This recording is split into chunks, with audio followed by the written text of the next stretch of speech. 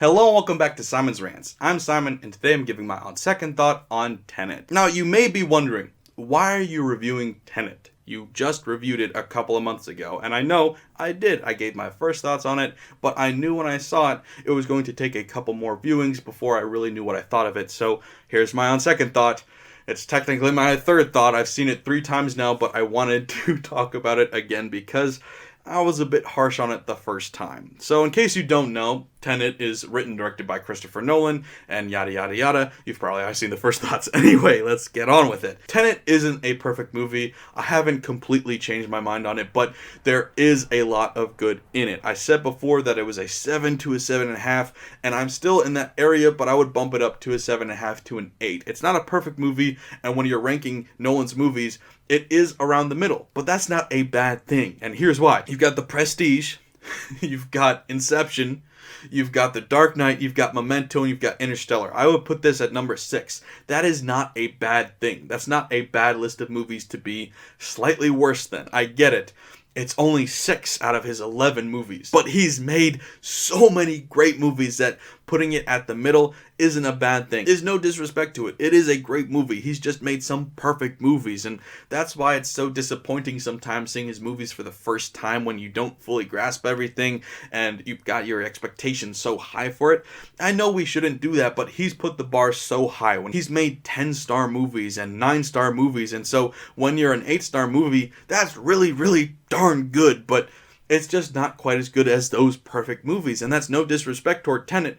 It's just really, really good. It's just not perfect. And so that's why it's so hard watching Nolan movies for the first time is you know what he's capable of. You know that he can make another Inception or another Prestige at the drop of a hat. He could do that at any time. So you go into every single one of his movies hoping that's going to be the next movie to completely blow your mind. And for me, Tenet wasn't quite that. It was really good, but it didn't blow my socks off. I was hoping it was going to be another Inception, and to me, it was just really good. It wasn't perfect. That's not a bad thing. I shouldn't expect every movie that I see to be perfect. That's a really bad way to look at it, but I'm just being honest. That's how I walked into Tenet, and so that's why I walked out of Tenet feeling the way I did, set up the camera, and talked about it the way I did. So that's why I want to be a little bit nicer on it now and say that it is very, very good. Like I said, bump it up half a star maybe. I don't know. It's a very good movie. Now, it is not a perfect movie like I've said, and I know I always harp on the imperfections, but I'm just going to get a couple of them out of the way that I still believe. I still don't think that the characters in this movie are that interesting. I don't think that the actors in this movie did a great job, but I do still really enjoy this movie because in a similar way to Inception, they really have a unique world that he comes up with that is very interesting. Now, another problem, though, that is both in this and in Inception, although it's not a huge problem, is when Nolan's making a movie, he sets up a world so that he can make a plot within that world. He's setting up the world for the plot.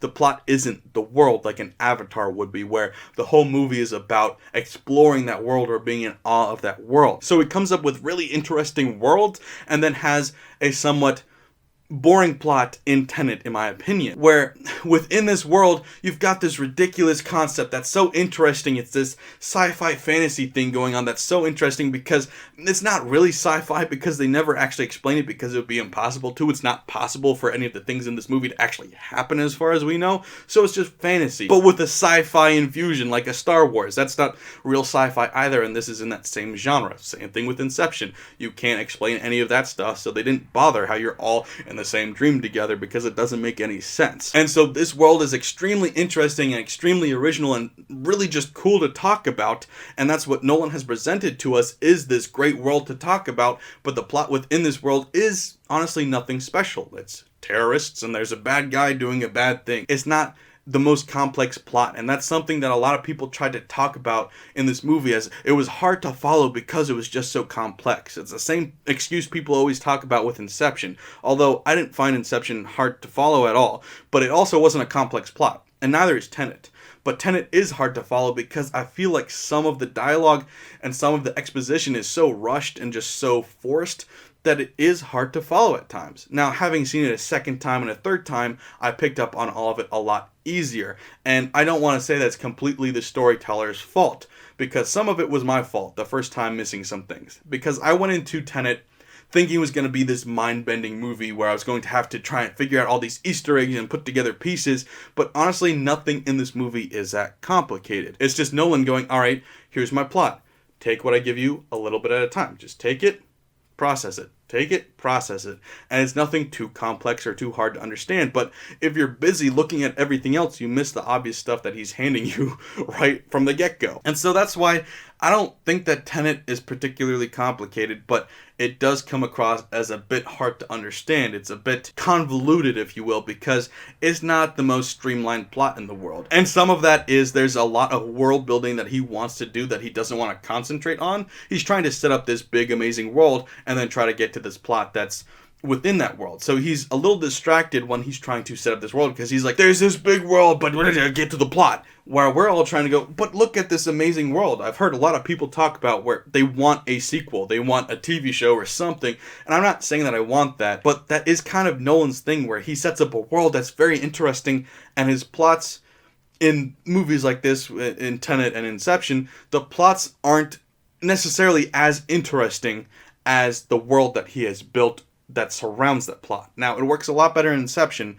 I like Inception more than Tenet because there's some more interesting dynamics and I like the characters more in that. That's a whole different review though. In Tenet, I just don't really care too much about what's happening in this world because ultimately it is just a good guy versus bad guy story. And that's why Tenet to me isn't the top tier Nolan movie because it is an extremely interesting world. I love the world that he created. I love the ideas that he had behind this story with the whole inversion and everything with that, with the time bending and reality bending. It's so interesting and I love that. But he didn't do as many cool things with it as he could have, which is kind of, once again, what Nolan's a little bit known for. Like in Inception, where he goes, you gotta dream a little bit bigger, darling, and then he doesn't do anything.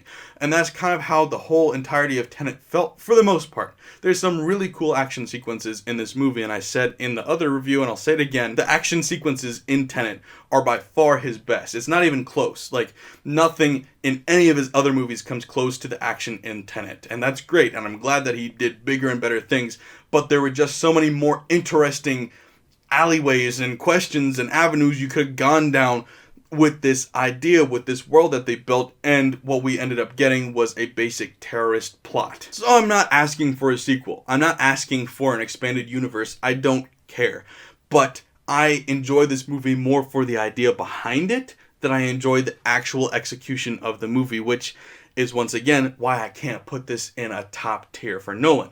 I enjoy every bit of what he gave me here, but just not as much as I know I could have, if that makes sense. I was coming into this movie to try to defend it because of how harshly I spoke of it in the first thoughts. Honestly, I can't listen to that review because it sounds like I'm ragging on the movie, and honestly, it sounds like I'm ragging on it again, and I'm not trying to. This movie was very good. It's borderline great, if not already great, but I'm just trying to explain why Nolan is so good that a great movie can honestly be disappointing because you wanted it to be perfect. So even though I've seen it a couple times and it got better, this movie still isn't perfect. But that's not a bad thing. It's a great movie. It really is a great movie, and I enjoyed it a lot, and it does get better the second time you see it. Because if you're like me, you got distracted by pointless, unimportant things that were off on the sides, and you missed the obvious things that were right in front of you. This story isn't complicated. I've talked to friends that have all of these crazy, wide-eyed schemes about what was actually happening in the movie, like all of these conspiracy theories, and they're all just silly to me because none of it's really relevant, because I don't think Nolan actually cared about coming up with an extremely complex plot or some mind-bending idea. He was just trying to show you this new world he'd created, and I love the world that he created. It was very, very original and very interesting, and I loved everything about it. He did some interesting things with it, because I feel like everybody going into this new expanded world, you've got some sort of questions, and so he answered questions that you may have had, and for me at least, he answered some questions I didn't realize I had until he answered them, like having the fire almost kill him from being too cold because it's inverted. That was really cool. I really enjoyed that. I didn't have that question, but once he showed it, I went, you know what? Yeah, that makes sense.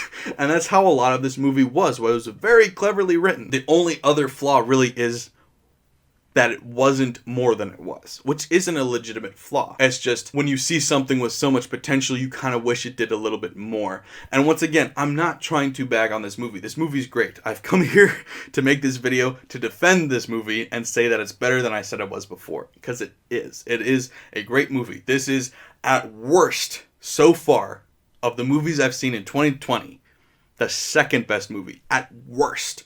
There's one other movie that I'm debating back and forth every day. I debate about it, which is the best movie that I've seen this year. And this worst case scenario is the second best movie. So yeah, that's pretty good. So anyway, I just thought that I would talk about it again because, like I said, I cringe when I see that other video. I was too harsh on it. It didn't deserve it. So it's a very good movie. Like I said, I love the movie. I can't wait to buy it on DVD as soon as it comes out. Let me know in the comments below, though, what you guys think of it, because I'm sure you've got a wide-ranging opinion of it. I've heard people call it his best movie. I've heard people call it his worst movie. So let me know in the comments below what you guys think. Also, don't forget to like, share, and if you're new here, subscribe. Thanks, guys. Bye.